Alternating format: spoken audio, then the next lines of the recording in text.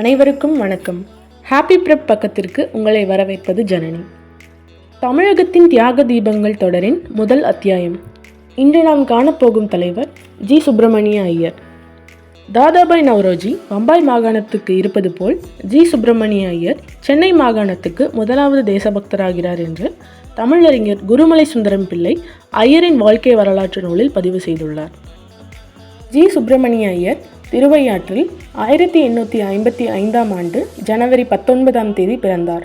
தத்துவ பாடத்தில் BA பட்டம் பெற்ற இவர் சென்னை பள்ளியொன்றில் தலைமை ஆசிரியராக தனது பணியை தொடங்கினார். ட்ரிப்ளிகேன் லிட்ரரி சொசைட்டி என்ற சமூக அமைப்பில் சேர்ந்து படிப்படியாக தேசபக்தராக பரிணமித்ததோடு ஒரு ஆற்றல்மிக்க ஆளுமையாகவும் உருவெடுத்தார். 1878இல் ஹிந்து ஆங்கில இதழை தொடங்கியவர் இவர்தான். இவரிடமிருந்துதான் பிறகு கைமாறியது. தமிழ் மட்டும் அறிந்தவர்களிடம் தேசபக்த உணர்ச்சியை ஏற்படுத்த 1882இல் சுதேசமித்திரன் தமிழ் இதழை தொடங்கினார். 1902இல் யுனைடெட் இந்தியா இதழை ஆரம்பித்தார். தொடக்க காலத்திலேயே இத்தனை இதழ்களின் ஆசிரியராக விளங்கிய ஜி. சுப்பிரமணிய ஐயர் தமிழ் இதழியல் துறையின் தந்தை என்று வரலாற்று ஆய்வாளர்களால் வரையறை செய்யப்படுகிறார்.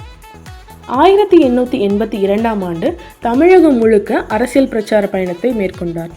அரசியல் பிரச்சார பயணம், பொதுக்கூட்டம், அரசியல் உரை, கூடுகிற மக்களிடையே அரசியல் துண்டறிக்கைகள் வழங்குதல் போன்ற அரசியல் பரப்புரை வடிவங்களை தமிழ் மக்களிடையே அறிமுகப்படுத்தியவர் இவர்.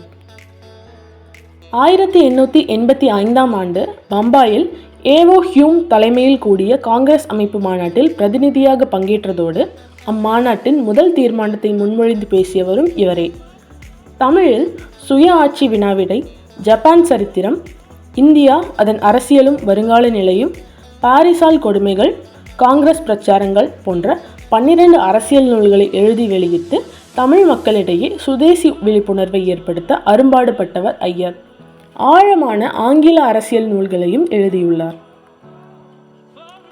பாரதியை இனம் கண்டு சுதேசமித்திரன் இதழின் துணை ஆசிரியராக முதலில் பணியமர்த்தியவரும் இவரே. 1908ஆம் ஆண்டு சுதேசமித்திரனில் வெளிவந்த ஆங்கில ஆட்சிக்கு எதிரான சில கட்டுரைகள், செய்திகளுக்காக ஐயர் மீது வழக்கு போடப்பட்டு கைது செய்யப்பட்டார். சென்னையில் 3 வாரங்கள் சிறையில் அடைக்கப்பட்டிருந்தார். இவரது கைது மாகாணத்தில் மிக பெரும் எழுச்சியை ஏற்படுத்தியது. 1915ஆம் ஆண்டில் காந்தியடிகள் சென்னை வந்திருந்த போது ஜி. சுப்பிரமணிய ஐயரை சந்தித்து உரையாடியது ஒரு வரலாற்று நிகழ்வாகும். ஐயர் 1916ஆம் ஆண்டில் மறைந்தார். இதழாளர், அரசியலாளர், அமைப்பாளர், சொற்பொழிவாளர், எழுத்தாளர், நூலாசிரியர் என பன்முக ஆளுமை மிக்க ஜி. சுப்பிரமணிய ஐயர் இந்திய விடுதலை போராட்டத்தின் தமிழக முன்னோடிகளில் முதல்வராவார். நன்றி.